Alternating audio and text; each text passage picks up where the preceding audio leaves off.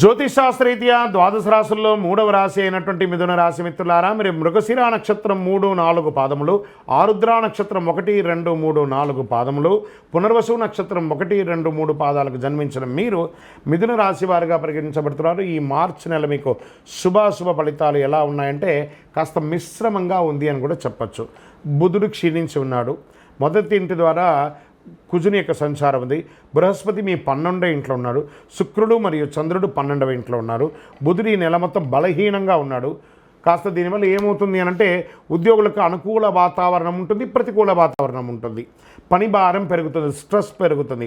అందులో ప్రత్యేకించి ఐటీ రంగంలో ఉన్న వాళ్ళకి, తర్వాత డిపార్ట్మెంట్స్లలో ఉన్న వాళ్ళకి, మిలిటరీ లేదా పోలీస్ డిపార్ట్మెంట్స్ లేదా ఎక్సైజ్ డిపార్ట్మెంట్స్ లేదా డాక్టర్స్, లాయర్స్, వీళ్ళకందరికీ ప్రభుత్వ రంగంలో టీచర్స్, లెక్చరర్స్, వీళ్ళకందరికీ స్ట్రెస్ విపరీతంగా పెరిగిపోతుంది ఈ నెల. ఇది కొంచెం జాగ్రత్తగా చూసుకుంటే చాలు.